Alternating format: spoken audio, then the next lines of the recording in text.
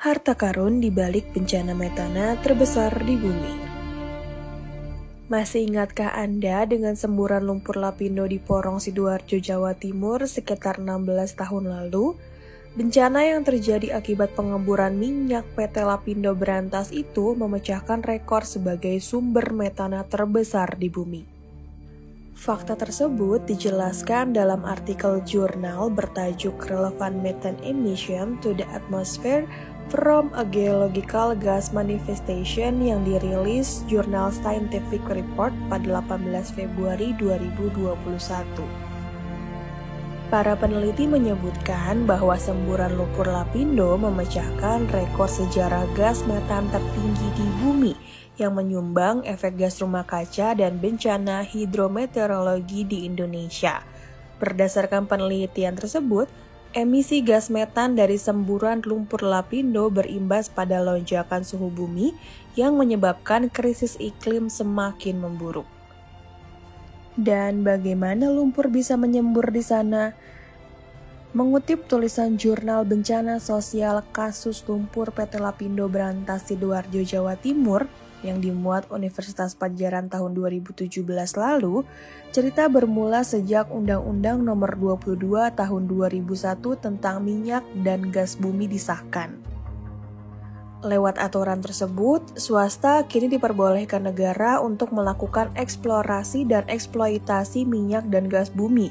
Aturan ini juga menghapus dominasi Pertamina yang telah menjadi raja di sektor ini selama bertahun-tahun. Dari sinilah berbagai perusahaan swasta baik dalam atau luar negeri mulai bermain di dunia pertambangan minyak dan gas bumi, termasuk PT Lapindo Brantas yang akan mengelola titik eksplorasi di Blok Brantas. Namun sayangnya, ambisi besar ini membutakan mata perusahaan tambang tentang bahaya pengabaian SOP eksplorasi migas. Pada Kamis 18 Mei 2006, saat pengeboran di kedalaman 8.500 kaki, PT Lapindo Brantas mendapat peringatan dari PT Medco Energi soal kewajiban pemasangan pipa selubung untuk menghindari kesalahan pengeboran. Namun, PT Lapindo mengacuhkan peringatan itu dan tetap melakukan tindakan ceroboh dengan melakukan pengeboran tanpa pipa selubung. 11 hari setelah peringatan, malapetaka pun datang. Tiba-tiba muncul lumpur dari dalam lubang yang dibor dan operator pun seketika panik. Upaya intervensi berupa penutupan lubang oleh semen berhasil menahan laju lumpur, tetapi itu tidak bertahan lama. Beberapa jam kemudian, tekanan kuat dari dalam berhasil menjebol semen dan lapisan tanah di atasnya. Lumpur panas disertai gas terus keluar, mulanya hanya menutupi area pengeboran, tetapi karena gagal dihentikan, lumpur perlahan terus meluas. Menurut peneliti geologi Richard Davis dan Michael Manga di The Conversation, sejak saat itu sekitar 180.000 meter kubik lumpur keluar dari permukaan tanah setiap harinya. Kurang dari 6 bulan, lahan 400 hektar di 4 desa yang terletak di 3 kecamatan tertutup lumpur panas. Jalan tol penghubung Surabaya Gempol putus karena terhalang oleh lumpur. Aktivitas penduduk pun berhenti total, puluhan ribu warga terpaksa mengungsi dan menata hidup baru di tempat lain. Mereka juga harus rela harta bendanya terbenam oleh lumpur. Mulanya banyak pihak yang percaya kalau gempa bumi yang mengguncang Yogyakarta 2 hari sebelumnya adalah biang masalahnya.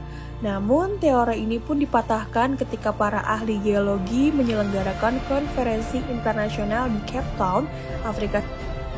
Sudah 16 tahun lebih lumpur Sidoarjo atau dikenal dengan lumpur lapindo menyembur.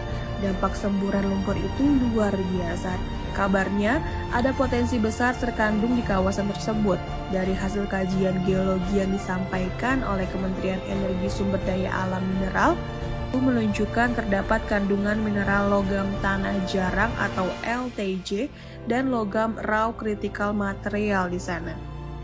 Mengutip dari Jawa Post, menurut Handoko Teguh Wibowo selaku Ketua Ikatan Ahli Geologi Indonesia, kandungan logam tanah jarang atau LTJ di lumpur panas Sidoarjo telah diteliti mengandung material litium dan emas.